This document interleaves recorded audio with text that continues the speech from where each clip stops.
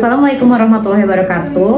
Halo semua, perkenalkan nama saya Nurzaimah Adilah, biasa dipanggil Dila, dengan NIM 63251553 dari Prodi Akuntansi kelas 632B37. Jadi di sini saya akan mempresentasikan artikel saya yang berjudul Menakar Return of Investment Sosial, Menumbuhkan Kesadaran Pajak di Era Transparansi. Baik, di sini kalau kita bicara soal pajak, pasti kesannya itu selalu kaku. Isinya kalau nggak aturan hukum, ya ancaman kalau misal kita nggak bayar. Tapi tahu nggak, di era digital yang serba transparan sekarang, pendekatan yang sifatnya memaksa kayak gitu sebenarnya sudah mencapai titik jenuh.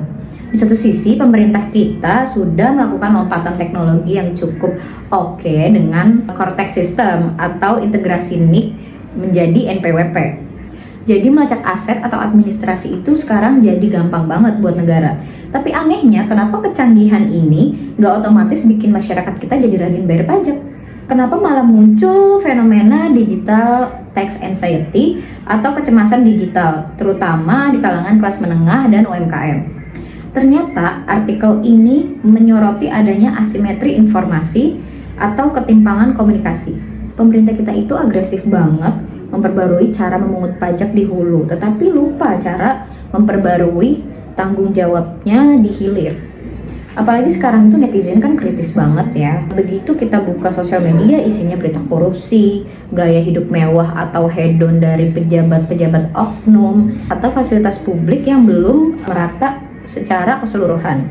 Di sini terjadi krisis kepercayaan, muncul pertanyaan logis yang di kepala kita, kemana larinya uang pajak kita yang dipotong dari penghasilan? Nah, disinilah artikel ini menawarkan sebuah solusi radikal, yaitu mengubah paradigma perpajakan lewat lensa return of investment sosial. Maksudnya gimana? Maksudnya itu kita harus merubah sudut pandang. Pajak itu bukan biaya kerugian finansial, melainkan sebuah investasi jangka panjang kita sebagai warga negara. Nah, kita nih warga negara itu adalah investornya, dan pemerintah adalah manajer investasinya. Imbal hasil atau returnnya itu bukan uang tunai ke rekening kita, tetapi menjadi infrastruktur yang kelas dunia, jaminan kesehatan yang anti ribet, dan keamanan hukum. Nah, supaya ini berhasil, artikel ini merumuskan 3 strategi taktis, yaitu yang pertama, citizen tax receipt atau struk pajak personal. Jadi begitu kita bayar pajak, sistem otomatis ngasih struk digital yang merinci uang kita tuh dipakai buat apa aja. Misalnya sekian rupiah untuk subsidi sekolah, sekian rupiah untuk pembangunan jalan tol, sekian rupiah untuk infrastruktur. Ini bikin kita ngerasa dihargai sebagai pemegang saham atau investor.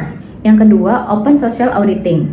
Platform digital berbasis peta lokasi atau geolokasi, biar kita bisa langsung cek nih lewat HP kalau proyek fasilitas umum di sekitar kita itu emang dibangun pakai uang pajak. Nah, selanjutnya yang ketiga ada rekonsiliasi narasi. Rekonsiliasi narasi ini maksudnya berhenti pakai bahasa kampanye yang isinya tuh ancaman atau denda atau blokir kalau misalnya kita nggak bayar pajak, tapi diganti dengan narasi yang lebih kemitraan dan humanis. Oke, jadi di sini kesimpulan besarnya, kesadaran pajak sejati itu nggak bakal tumbuh dari rasa takut atau sanksi yang biasanya diberikan pemerintah, tapi dari besarnya kepercayaan publik kepada pemerintah. Pajak akan sukarela kita berikan. Ketika negara bisa membuktikan secara visual dan matematis kalau setiap rupiah kita itu dikelola dengan bersih untuk kesejahteraan bersama, disitulah pajak akan berubah dari beban menjadi sebuah saham kebangsaan yang kita bayar dengan rasa bangga. Hubungan negara dan warga negara itu adalah kemitraan yang strategis idealnya demi kemandirian ekonomi Indonesia. Kalau menurut kalian sendiri, inovasi apa yang paling mendesak diterapkan untuk sistem perpajakan di Indonesia saat ini?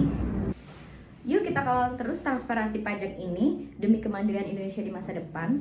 Saya Nurzaimah Adilah pamit undur diri. Terima kasih sudah menonton. Kita ketemu di next diskusi berikutnya.